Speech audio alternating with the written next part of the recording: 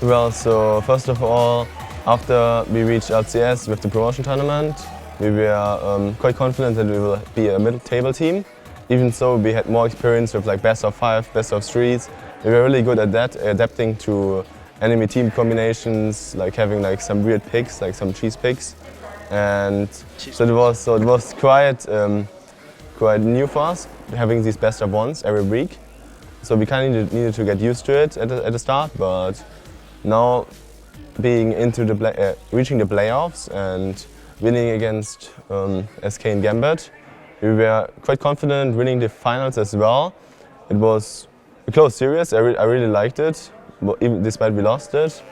We were in the last game. We were pretty happy that our Nexus, like we had kinda the same game some weeks ago. So we were like, the history repeats itself, and we can still make it.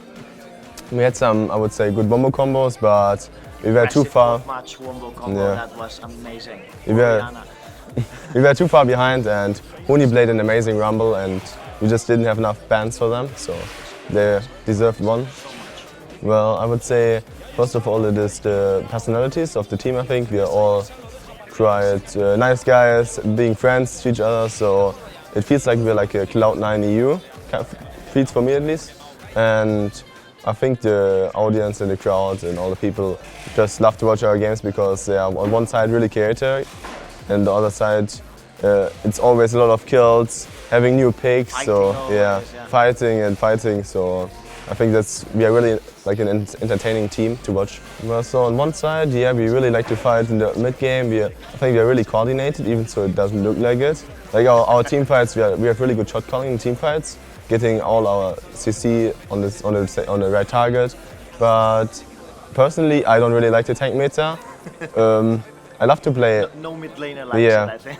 I like to play like scaling mid laners, but I'm used to play assassins as well. So the only issue I have is like the tanks being too tanky at some point, and you can like only kill the backline. But as mid laner, you have still a lot of impact. So for me, it's still fine. And well, so I think we needed some experience in the best of 1s, which we are really inconsistent. Like we were not mentally, I would say, prepared for all the games. We were like really focusing on the upper teams. We were like, we need to win this. I think we came into the games with like a different mentality. We were like, against the top teams, we need to win this. Like, we're just trying for the win as hard as we could. And against the lower teams, we were like still the same. We wanted to win, but it's like it didn't have like the little feeling that you just want to win it as hard as you can. And well, we will change that for the summer split, obviously, and I think we can take down most of the teams then. For me, it's quite funny because if I see someone who's like trying it out, like an AP Kopma, because nearly no mid laner I think in the LCS is playing it, I really love to play it. And seeing it in like solo queue, someone's like playing it, I'm actually really happy that like people are like trying to like go for the same item build and like, hey, cool, I just met someone who's like trying it out. It's like, I think it's amazing, and always trying to find new picks is just in general, we really like to do it. We try to innovate stuff, and as today we had like the perfect scenario. Varus is good against Vladimir and against the Castle in the early game, so we're like, let's go for the Varus, and I think it worked out perfectly for us. I would just say everyone can rate myself on his own. I don't really want to say I'm the best mid laner or something. So I feel I have my strengths and my weaknesses, and I will try to fix my weaknesses in the next split. But I feel I have a huge champion pool, and I just need to get the rest of my picks on the good level I have on my Cassiopeia and Syntra Yeah, I think it's like one of the best champions in the current meta. It's like a tank destroyer. I would say one of the best tank destroyers in mid lane. And I really love to play her. I played her since like 2 years or something, so I will never stop playing her. And yeah, maybe people will stop banning it at some point and I can play it again. Well, so I think Fnatic is looking really strong, so I can imagine they will be on the top as well. The third team it's a really tough question. I can imagine that Gambit, SK, maybe even Elements. It kind of depends. Maybe even Elements, yeah, you would put Elements. Yeah, I think it depends on which team can fix like their issues for the next split. It's all about who's like. It's now a lot of changes are coming. I think like roster changes again, and who can fix what. And I think there will come some surprises. So the third team will be a surprise, I think.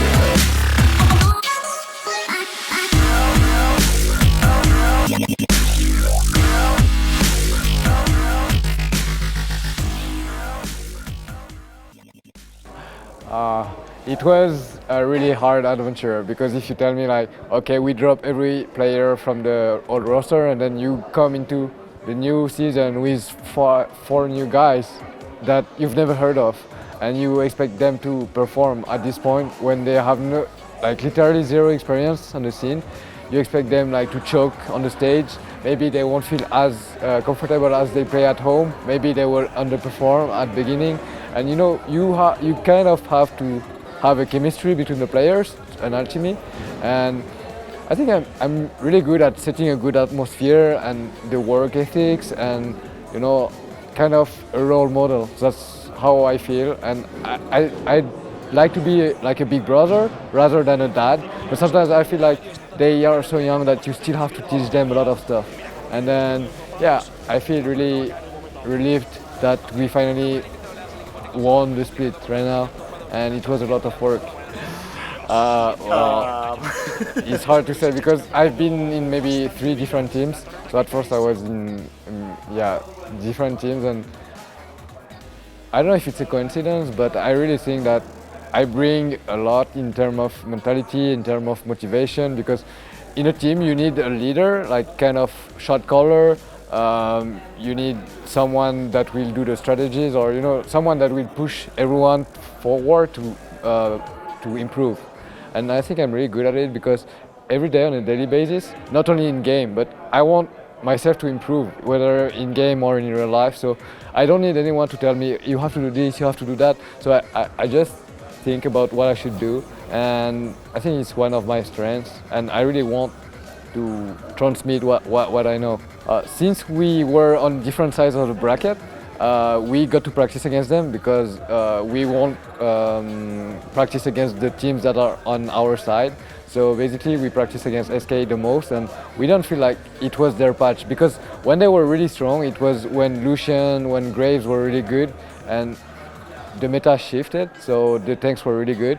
The tanks are really good now, and those champions where Forgiven was like shining were not as efficient as they were before. So it didn't really fit their style. So it was kind of easier to read their gameplay. And Unicorns of Love, you know, they really like fighting, and their style is really different, and it's hard to predict. But yeah, I think they put on a good fight, and we don't really expect SK to reach the final, so we were just watching and we knew that Unicorns could possibly win against SK.